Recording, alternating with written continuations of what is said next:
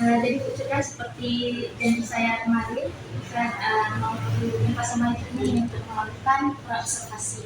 Jadi coaching observasi. Jadi sebelum saya melihat cara bagaimana proses pembelajaran di kelas, ada beberapa hal yang ingin saya tanyakan Bu. Boleh nggak ya? Mohon waktunya sebentar. Yang pertama, apa sih Bu yang Ibu persiapkan sebelum proses pembelajaran di kelas? ARTP atau apa? Jadi saya akan jawab sedikit. Yang pertama, di dalam proses belajar mengajar ini kita harus mempersiapkan yaitu namanya sebuah RPP. Walaupun RPP itu nggak tertaut dengan hasil nyatanya, tapi kita bisa mengaplikasikannya sebagai urutan-urutan dalam proses pembelajaran yang efektif. Tapi langkah saya agar belajar ini aktif, saya melakukan yang pertama, mental fisik dari saya sendiri agar saya agar ilmu yang saya transfer ini dapat menerima anak-anak dan anak-anak itu dapat menyerap apa sih maksud dan tujuan yang akan saya pelajari.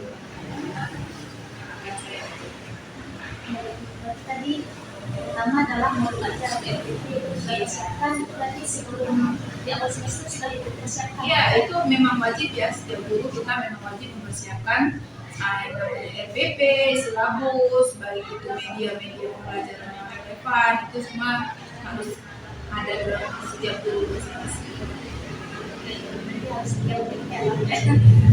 Kemudian Bu, untuk pertemuan kali ini nih, Ibu akan mengajar di kelas berapa?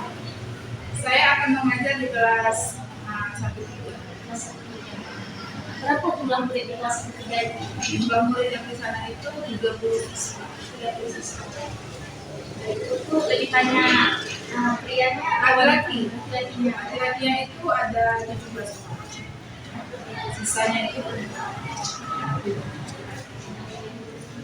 sebelum proses pembelajaran, apakah ada warming up atau background of knowledge itu katakan mengaitkan pembelajaran? ada. Saya selalu melakukan warming up. Kenapa? Karena untuk mengkait-kaitkan dalam kehidupan, dalam lingkungan sekitar itu perlu proses pembelajaran baik agar menanamkan contoh pribadi yang lebih baik dan harus kita terapkan kepada anak didik tersebut agar mereka langsung terhubung apa sih materi ini, apa sih ada kaitannya dengan lingkungan sekitar kita.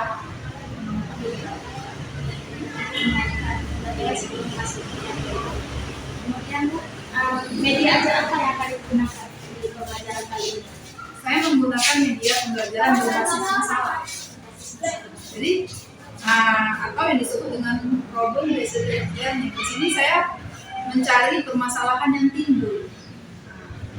Lalu saya terapkanlah dengan metode ini supaya masalah yang timbul ini dapat kita cari di mana sih kelemahan anak-anak ini. Di dalam problem ini kan suatu masalah ini pasti ada keterampilan menulisnya, membaca literasinya. Itu anak-anak zaman sekarang masih sangat-sangat jauh ya dari tingkat membaca aja mereka sudah tidak mau membaca. Maka kita sendiri sebagai guru harus memberi trik-trik agar mereka tuh mau dan minat membaca lebih baik lagi. Adakah Ibu menggunakan media gambar atau infografis?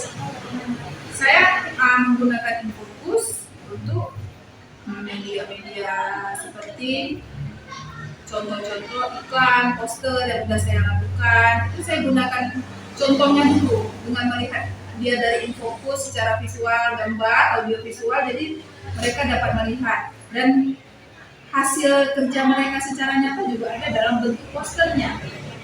Ya, jadi ada berkesinambungan antara kegiatan yang materi saya kemarin antara teks iklan, slogan dan poster. Poster ada slogan, jadi di situ mereka dapat melihat. Contohnya pada kalimat dilarang membuang sampah di sini.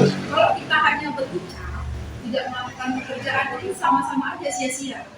Coba sambil berucap dilakukan, agar tangan mereka itu lebih ringan melakukan sesuatu hal yang menjadi lebih baik lagi.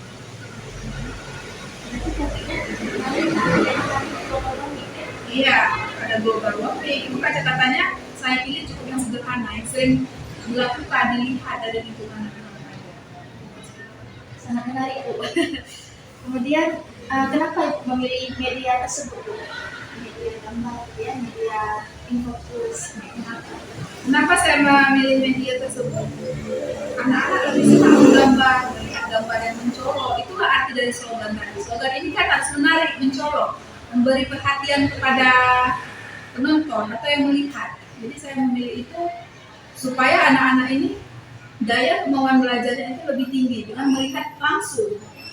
Bisa hasilnya itu bisa ditempel di kelasnya, medianya itu supaya dia bangga punya reward sendiri ya. Oh ini hasil kerjaku, oh ini hasil jerih payah seperti ini. Dengan dipajang di kelas hasilnya mungkin siswa-siswa lain dapat memberikan contoh. Sangat inspiratif sekali, Bu. Jadi mahasiswa juga bisa berkontribusi langsung ya, dalam media visual, Audiovisual, gambar, video. Benar sekali. Terakhir Bu, adakah kendala-kendala yang pernah Bu temui selama mengajar? Dan bagaimana usaha itu untuk mengatasi masalah itu, masalah kelas? Ya, kalau kendala itu pasti ada. Namanya kita manusia, namanya kita mendidik seorang anak itu pasti ada kendala. Anak ini kan lebih banyak bermain ya daripada belajar. Tapi bagaimana kita memasukkan antara kata bermain dan belajar ini saling bersamaan. Bukan belajar sambil bermain, tidak. Tapi sambil bermain kita dapat pelajarannya, dapat ilmunya, dapat idenya, baru kita terapkan dan kita luapkan sesuai kemampuan anak. Karena kalau kita terapkan sesuai kemampuan kita, anak belum tentu bisa. Jadi yang saya lakukan, ide-ide yang saya terapkan itu, ya saya harus mengetahui dulu bagaimana titik-titik lemah seorang anak ini.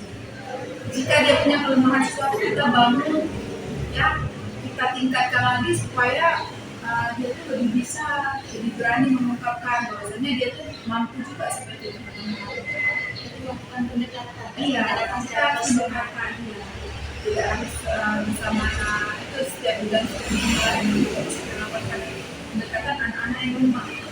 Ya, kalau itu tidak bisa membaca, harus kita dekatkan dia supaya kemauannya itu lebih tinggi. Baik, kita udah banyak nih ngobrol. Jadi Bu, bidang studi apa nih Bu? Bahasa Indonesia ya? Ya, saya bahasa Indonesia. Baik, terima kasih Bu. Ya, sama-sama. Tugas ini, Ya, insya Allah nanti saya presentasi di kelas Ibu langsung. Terima kasih Bu. Ya, sama-sama.